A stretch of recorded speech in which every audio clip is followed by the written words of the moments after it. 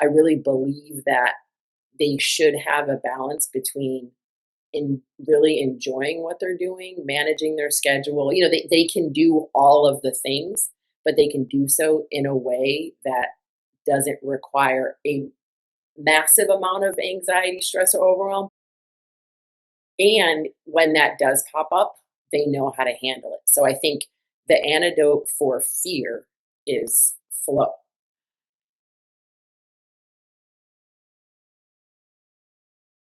Hello, my dear. Welcome back to the Darren Will podcast. What if the greatest gift that we could give our teens is not more pressure to succeed, but the emotional tools to actually thrive? What if true success isn't about chasing all the perfect grades, winning awards, or checking every little box, but learning how to manage stress well and align with your true self? Well, today I'm honored to welcome today's guest, Dr. Carla Caturia. I'm excited for her to share more with the Darren community about ways to support high achieving teens and their parents with tools to manage stress, to tap into flow and build emotional resilience and honor their authentic identity while pursuing excellence. So again, I'm so excited to welcome Dr. Carla Caturia. She's an elite peak performance coach. She's a speaker and she's the CEO of the House of Rise. She specializes in mindset and emotional intelligence for high achieving teens and families, helping young people perform at their highest level without becoming overwhelmed by stress, pressure, or anxiety. She's got more than 20 years of experience with impacting over 10,000 young people. That's a lot. Dr. Carla helps teens shift from pressure-driven performance to confidence rooted deep in their identity, while strengthening the parent-teen relationship along the way. Her work is deeply personal, so she's going to share her why in a bit. As a former dream student, she secretly struggled with the weight of pressure, so she became determined to help young people develop all the emotional skills that she wished she had when she was 14 years old. So again, thank you for joining Dr. Carla. Welcome to the Darren Will podcast. Rita, thank you so much. That was an amazing intro. I feel like I don't have to say anything else. You've covered it. So I'm so happy to be here. Thank you very much for that. Awesome. So grateful. I love for guests to always share their why. So tell me about what inspired you to launch the House of Rise. And if you also want to share like what made you make that shift from school administration to working with youth. Yeah, absolutely. So, for about 2 decades, I worked with middle school, high school, and college kids as a teacher and assistant principal. Loved it, mentored them, worked with teachers, administration, and as peers. And I just felt that I was seeing the same issues over and over again, whether it was GPA, stress and anxiety, test anxiety, relationships, drama around social media, just all kinds of stress, anxiety, overwhelm, emotions that we're never going to get rid of or fix. Yet, how can they handle them better and stay in those negative emotions less? So I had same thing with parents coming to me talking about, essentially the disconnection with their teens and other situations that arose. And it was just, I was in a position where I could listen for a little bit, but didn't have the time necessarily. It wasn't my role to support them through that. And I just felt that was more of my why and my calling to help families on a deeper level. I love academia. I love sports and dance and cheer and all the things that I did there.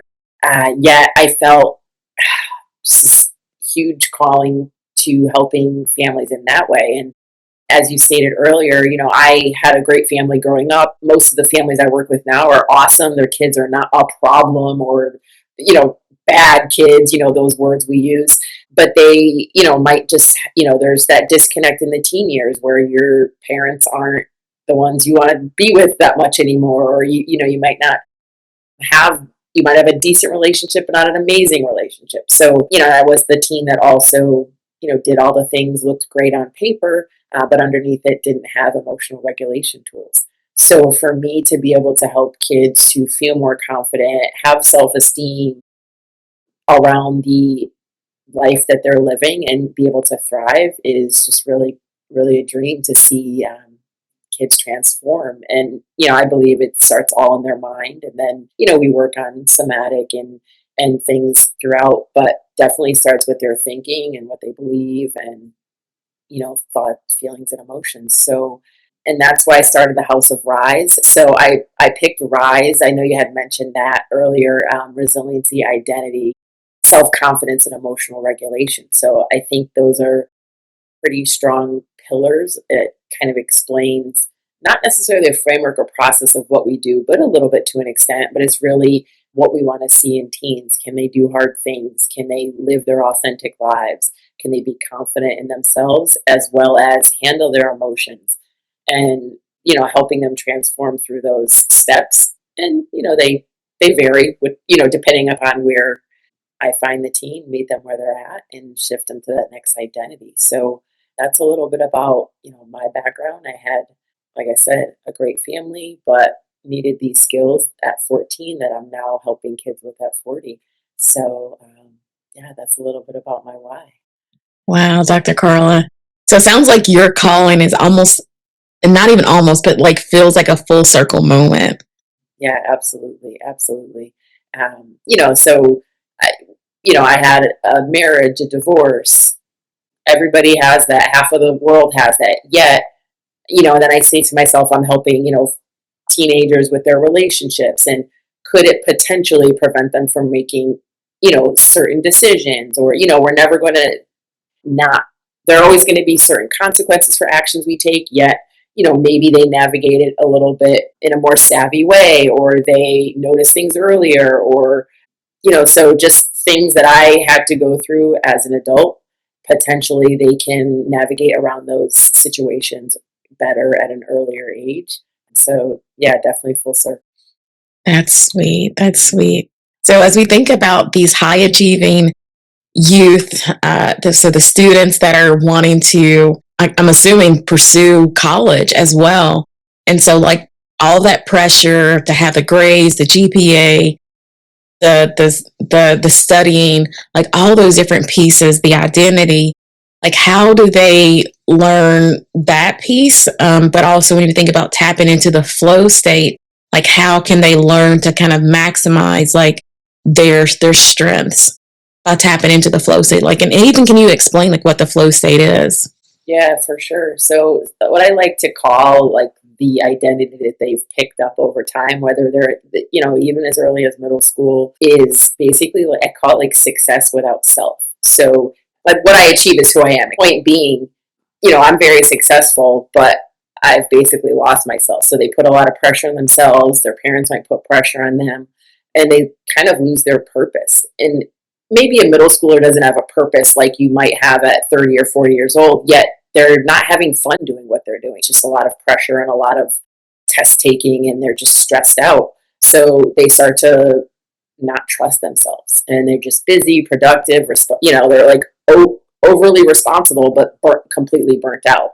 So you think of a junior in high school, a senior in high school, it could, even into college. And that's kind of like what happens and how high achievers, look.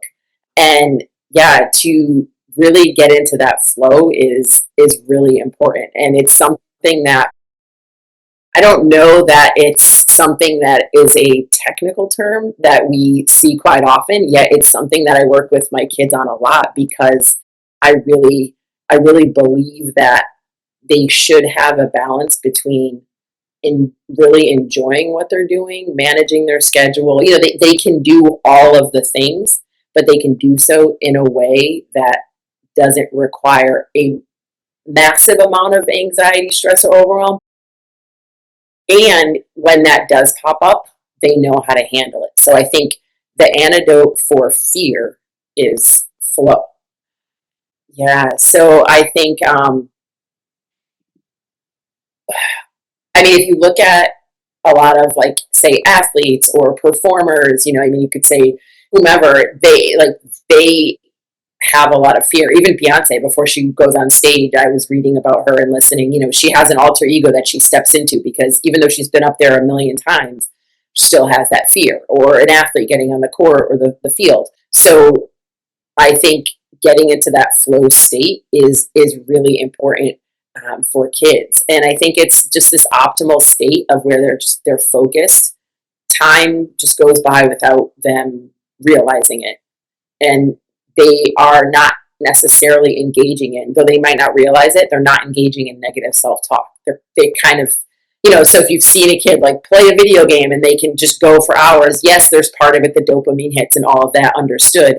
Yet also part of it is like they're achieving. I get to the next level and like I'm not even realizing that there's a world outside. So I'm not a proponent of video games, but just a good example. So Of when you get tapped in, yeah. yes, yes. And then so what, from a teaching standpoint, how can we get kids to tap in the classroom? I have a lot of homeschool kids. I have a lot of kids that go to, private school or traditional school, yet it's about engaging them in something that is going to get them in that state where they actually remember what they're doing by problem solving and not overthinking and not being bored or not, but getting into that state is really half, or I shouldn't say half, but partially biological and partially like you can train yourself. So it's, And that's what you help with. yeah, and I think, and it always like really starts with curiosity. So I think a lot of times, it's like kind of going from the I have to I get to state, in your brain and reframing that. And then just by looking at things that might be stressful or fearful or challenges or situations that you feel uncomfortable in, and instead of just pushing through it, looking at it with curiosity. And I think that kind of just takes it down a notch for kids. It's not the answer, but it's the first step. It's like, oh, okay, can I just be curious about what this day is going to bring? Or I've studied as much as I can study. I'm curious, how is this going to pan out for me? And kind of really looking at the progress that you've made versus that end goal. That's powerful. That's powerful. Yeah, yeah. So I have to. So shifting that mindset from I have to, so I have to get good grades, I have to study 25 hours, like I can't spend time with my friends, like I have to keep pushing myself, even though I'm stressed, even though I'm anxious, until I get to. And so that's a huge shift. And so I love that you said too, looking at it with curiosity, which helps you to kind of lean into this flow state. That's powerful. That's powerful. Yeah, that's like one of the first steps, like, having gratitude, looking at it with curiosity, because you basically want to get to the level of mastery. So it starts with like curiosity, and you have this passion. Now you're feeling like you're in a purpose. And then once you become autonomous with it and you do what you want, when you want, how you want it. And that's hard because kids that go to school have to do certain things at certain times.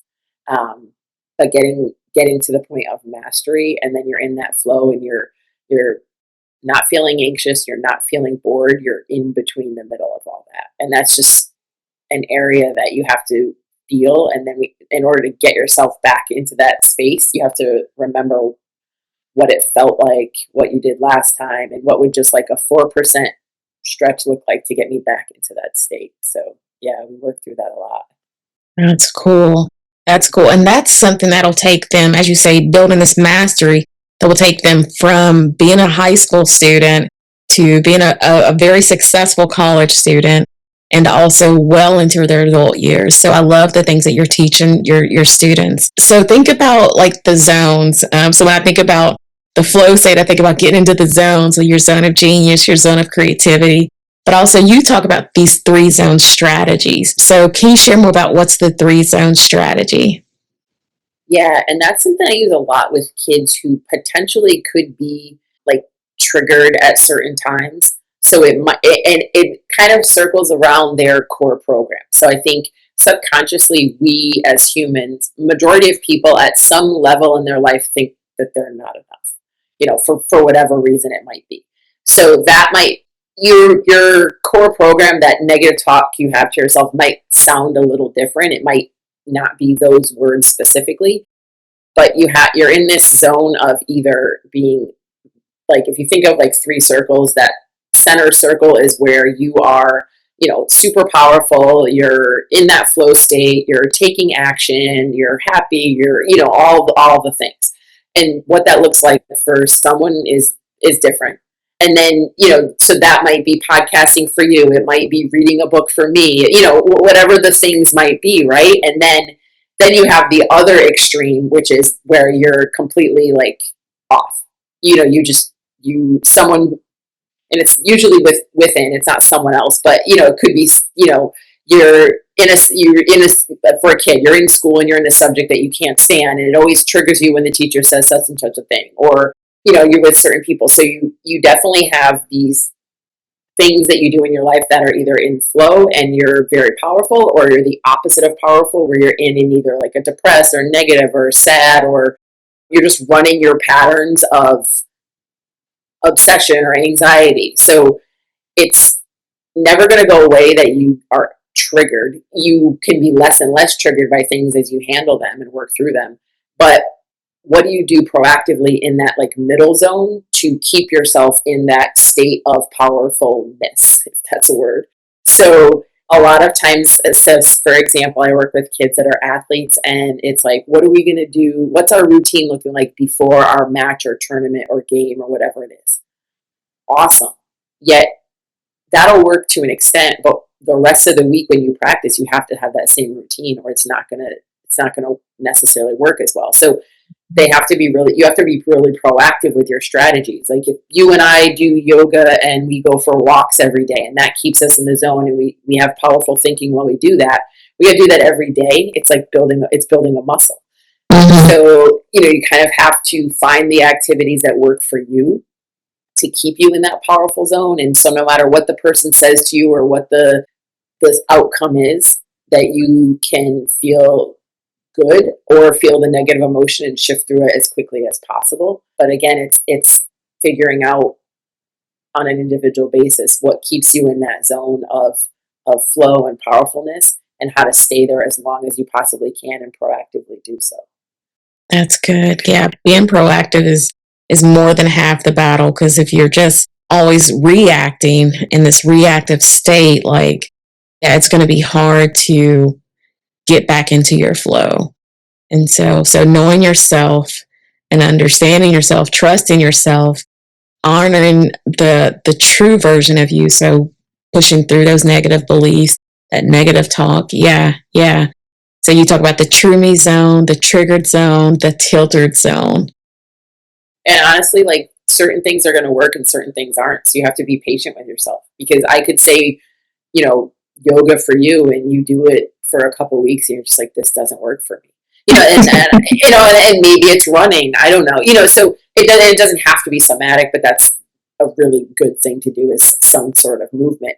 But you have to find what's your recipe. What works for you and what habits work, because as you pick, like, your habits become your routines, and your routines become your life. So in order to live a more powerful life, there's going to be some trial and error. Do I need 8 hours of sleep? Do I need 6 hours of sleep? What works for me? And as you do those things, because I think it's like a lot of people, I mean, myself included, I want a quick fix. I just want something to happen and shift for me. And that can happen at times, but for the most part, it takes a lot of trial and error, a lot of work, right? Yeah. So if you look at like a lot of the greats, when I think of Michael Phelps, like he had a specific routine to get him into the flow state. I forget the black, is it Gabby? I forget her name now. Gymnast. Yeah. Yep. What is her name? Now that you said it, I have. I'm like, Dominique, Gabby, I can't think of her name. But the point being, like, she was at the top of her game, and she realized, you know what, I am tumbling, and I'm up in the air, and I'm losing track of my thoughts. She's like, that was scary. And so at the top of her game, she had to pull out of the Olympics.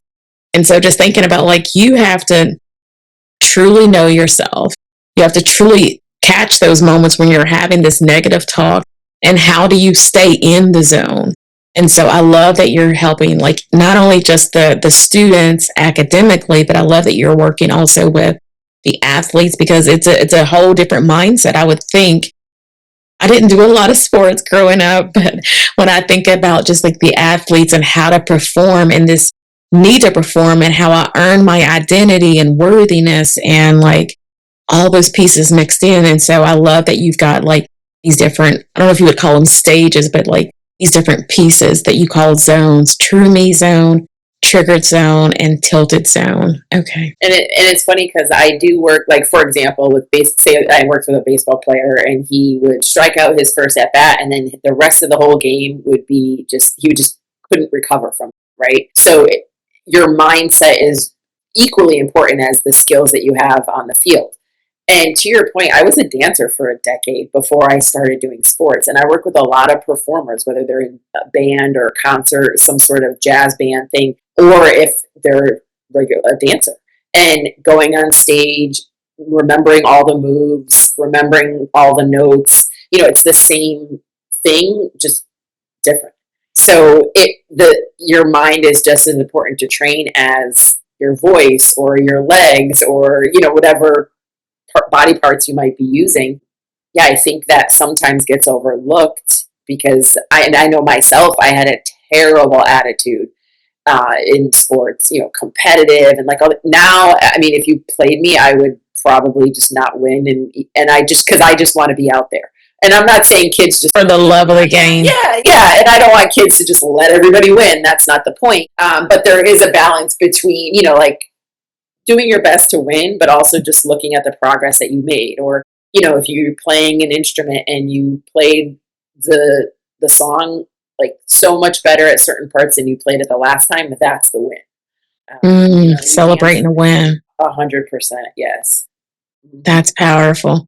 That's powerful. Yeah, I mean, and I think that goes way deeper than like the little trophies that people get when they like, I don't know, the whole team, everybody gets trophy, and it's just like, okay, I get that everybody needs to be celebrated, but honoring yourself for all these different milestones. You showed up today. You put in the work. You did the studying for the exam. You did the practice, and you practiced umpteen hours. And so just trusting that all you've done is enough. I love that. I love that, Dr. Carla. Yeah, and with a lot of parents, that's the kind of things that we're talking about. It's really awesome if you can get straight A's, and we would love for you to have straight A's, and a lot of kids do. But if you worked your butt off and you have B's and C's, and like you literally, that's what you've mastered, what you can master, and you didn't, blow it off, and then fantastic. Like the growth and you living to your full potential and not comparing yourself to others, and parents really encouraging their effort versus just the outcome is really important because a lot of kids work really hard, and if they get C's, they're overlooked. Like nobody gives them an award at school. Nobody, so it's getting people to realize like, you don't have to look like this ideal student or this ideal player or this person. So I think parents really just supporting them around their progress is very, very important, and it helps kids a whole lot. Heck yeah. Heck yeah. Yeah, so it's the long game, not the short game that we're playing. And a lot of the kids that I coach through dance or sports, they're not going to be professional athletes. Could they potentially play in college? Sure. But it's all the skills that come with being a part of something, because you're always going to be a part of something in your job or in your community, and encouraging them to volunteer, or all of those things are the life skills, and you're just using the dance, the band, or the club as a sport as an avenue to learn those skills. So I think that's really, really even deeper than the thing they might be engaging right now. Yeah. That's powerful, because that could be something too as we think about the long game and ways to support the parents. So I think that's too.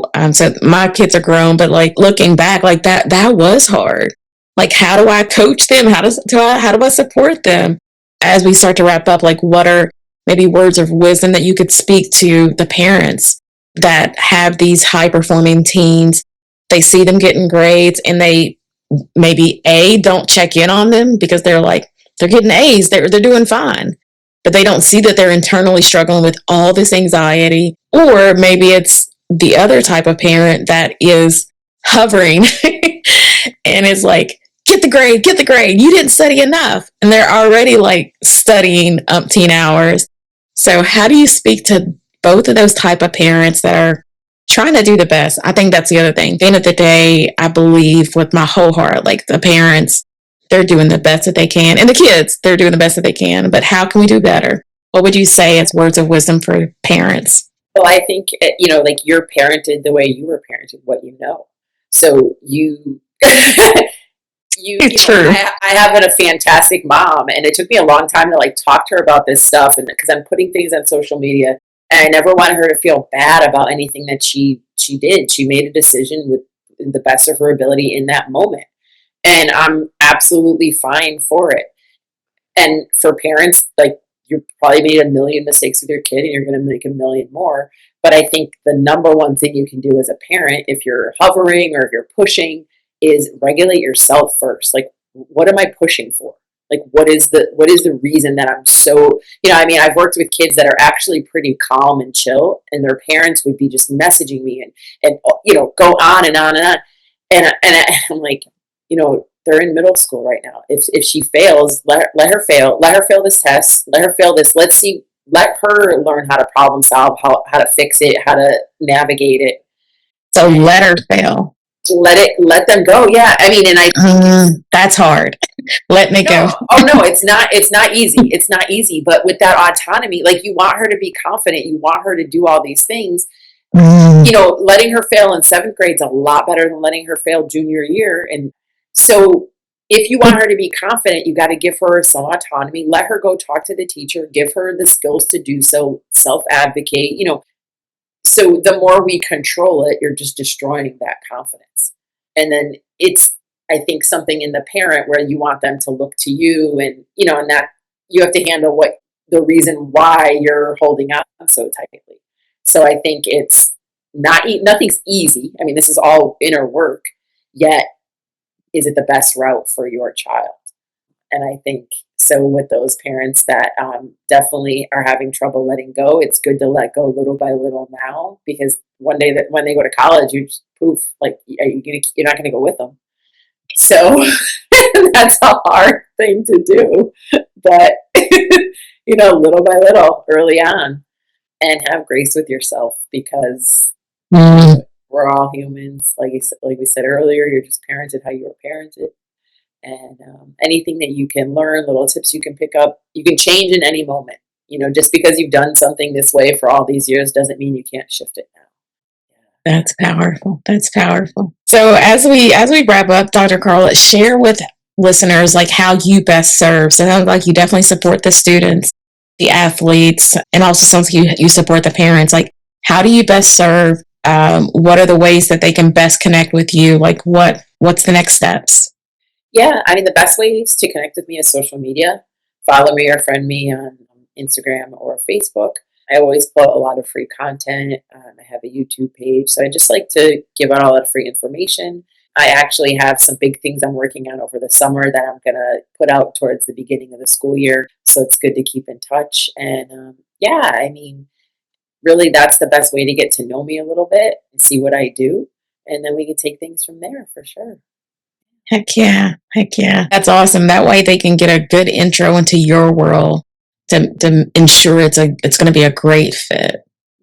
Yeah. I mean, I love it when parents reach out to me and want to work with me. And if that's not for you right now, picking up some things here and there is definitely, I just like to put out more positive things that people can learn on social media, because it can be really a great tool, and it could be a not great tool. So I just like to put out as much as I can for people, and hopefully they can learn a few things. Awesome. So Facebook, is it Dr. Carla, or is it? I'm on Facebook, Dr. Carla Caturia. It's all under my name. So whatever platforms you love, I'm probably there. So yeah. Awesome. Well, again, thank you so much. It's been such an honor just getting to understand like ways to best support the youth. I think we just don't do enough to help them get to the next level. like we want them to cross the milestone of graduating, but like, how do we mentally prepare them? How do we physically prepare them? Like how to best navigate all the different nuances of life, and also how to have just the emotional resilience and the identity that's going to carry them from youth all the way well into adulthood. And so I love the work that you're doing. Yeah, super important to get them where they need to be. Absolutely. Absolutely. Thank you so much. All right, wellness friends, that's it for today's episode. Thank you so much for stopping by the Darren Will podcast. Don't forget to like, share, and subscribe wherever you hear this episode. Wishing you a fabulous day, my dear. Until next time, keep living, keep loving, and keep daring well. Take care, guys. God bless.